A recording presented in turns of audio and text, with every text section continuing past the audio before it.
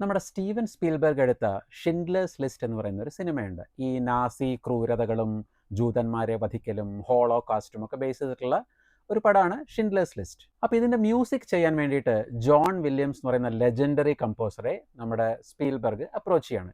ഈ John Williams ആണ് നമ്മുടെ ജുറാസിക് പാർക്ക്, E.T. ഇതിനൊക്കെ ബാക്ക്ഗ്രൗണ്ട് സ്കോർ കൊടുത്തിരിക്കുന്നത്. നമ്മുടെ ജുറാസിക് പാർക്കിലെ ദിനോസേഴ്സിനെ കാണുമ്പോഴുള്ള മ്യൂസിക് ഒന്നും ഒരു കാലത്തും ആരും മറക്കാൻ സാധ്യതയില്ല.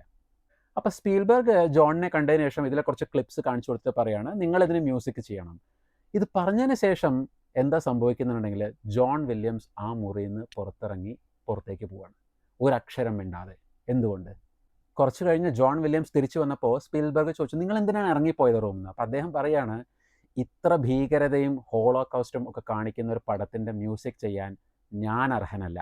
എന്നെക്കാളും ബെറ്റർ ആയിട്ടുള്ള വേറെ ഏതെങ്കിലും കമ്പോസർ ഉണ്ടെങ്കിൽ അവരെ കൊണ്ട് നിങ്ങൾ മ്യൂസിക് ചെയ്യിച്ചോളൂ എന്ന് സ്റ്റീവൻ സ്പീൽബർഗിനോട് പറയുകയാണ്. ഈ ജോൺ വില്യംസ് അങ്ങനെ പറഞ്ഞപ്പോഴാണ് സ്റ്റീവൻ സ്പീൽബർഗ് സിനിമാ ചരിത്രത്തിലെ തന്നെ one of the most legendary responses പറയുന്നത്. അതായത് പുള്ളി പറഞ്ഞത് പുള്ളിയെക്കാളും ബെറ്റർ ആയിട്ട് ആരെങ്കിലും ഉണ്ടെങ്കിൽ ചെയ്യിച്ചോളൂ എന്നാണ്. അപ്പോൾ സ്പീൽബർഗ് പറഞ്ഞത് എന്താണെങ്കിൽ ഉണ്ട്, പക്ഷെ അവരൊക്കെ മരിച്ചുപോയി എന്നാണ്.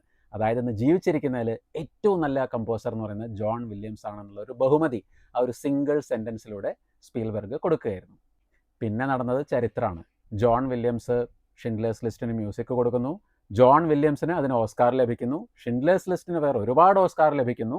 അപ്പോൾ ഈ ഒരു ചെറിയ കഥ പക്ഷേ പലർക്കും അറിയുന്നതായിരിക്കില്ല. ഈ ഷിൻഡ്ലേഴ്സ് ലിസ്റ്റിനുള്ള പടം തുടങ്ങുമ്പോഴുള്ള ഒരു ഓപ്പണിംഗ് സ്കോർ ഉണ്ട് വയലിനിൽ. അത് കണ്ണടച്ച് കേട്ട് കഴിഞ്ഞാൽ നിങ്ങൾക്ക് ലിറ്ററലി ഹോളോകാസ്റ്റിൻ്റെ നടുവിൽ നിൽക്കുന്ന പോലെ തോന്നും. അത്രയും ഡിസ്റ്റർബിംഗ് ആണ് ആ സ്കോർ. എനിക്കിപ്പോൾ കോപ്പിറൈറ്റ് വയലേഷൻ ഒക്കെ ഉള്ളതുകൊണ്ട് ആ സ്കോർ ഇവിടെ പ്ലേ ചെയ്യാൻ പറ്റില്ല. അതിൻ്റെ ലിങ്ക് ഞാൻ കമൻറ്റിൽ കൊടുക്കാം.